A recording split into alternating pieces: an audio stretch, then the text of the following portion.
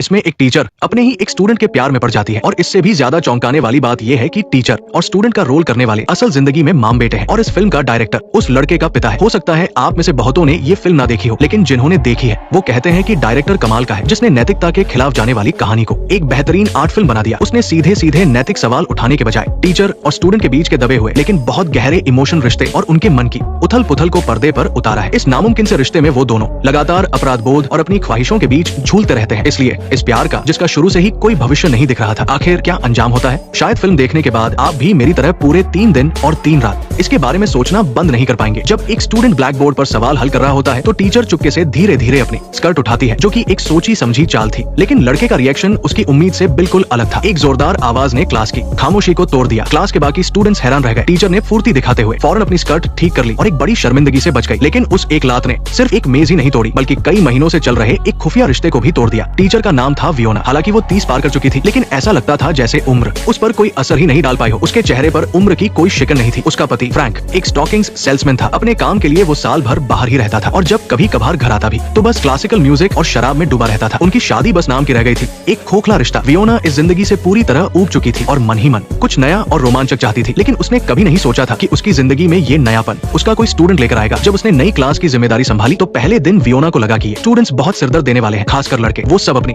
जवानी के उस दौर में थे जहाँ उन्हें बड़ों की दुनिया, खासकर लड़के लड़कियों के रिश्तों के बारे में जानने की बहुत उत्सुकता थी। क्लास में भी वे अक्सर कानाफूसी करते रहते थे। क्लास खत्म होने के बाद वो एक साथ टॉयलेट में घुस जाते थे और अपनी उम्र के लड़कों वाली अजीबोगरीब हरकतें करते थे। उनके लिए ये एस की बात थी। लड़कों की इन हरकतों को वियोना नजरअंदाज कर देती थी। आखिर हर कोई इस उम्र से गुजरता है और दखल देने से बात बिगड़ सकती थी। जब तक एक दिन स्टीव नाम के एक लड़के ने क्लास में चबाई हुई च्युइंग गम से मक्खी मारने की कोशिश की। इसलिए छुट्टी के बाद वियोना ने उसे रोक लिया। वो उसे सबक सिखाना चाहती थी, लेकिन तभी उसे एक ऐसी चीज मिली जिसे देखकर वो शर्मा गई। उसे एक कागज का टुकड़ा मिला जिस पर लड़के लड़कियों के रिश्तों को लेकर लड़कों की बातें और अंदाजे लिखे हुए थे। मुझे लगता है कि वियोना इस मामले को कुछ ज्यादा ही सोच रही थी। वियोना बाहर से वो शांत दिख रही थी, लेकिन अंदर से उसका अकेला दिल बेचैन होने लगा था। बात खत्म करने के बाद उसने स्टीव से च्युइंग गम साफ करने को कहा। स्टीव पहले तो चुपचाप ये करने वाला था, लेकिन तभी अनजाने में उसकी नजर टीचर की खूबसूरत और मुलायम गर्दन पर पड़ गई। एक अधेड़ उम्र की औरत का वो खास आकर्षण उसकी सारी कल्पनाओं से कहीं ज्यादा था। उसकी सांसें अचानक तेज हो गई। वियोना को जैसे इसका एहसास हो गया और वो पीछे मुड़ी। उसने देख लिया था कि स्टीव उसे घूर रहा है, लेकिन उसे डांटने के बजाय वो इस बात का मजा ले रही थी कि कोई उसे देख रहा है। उसके होठों पर एक हल्की सी मुस्कान आ गई। उसकी ये छोटी सी हरकत एक पत्थर की तरह थी जो शांत झील में फेंक दी गई हो, जिसने स्टीव के दिल में हलचल मचा दी। उस दिन के बाद से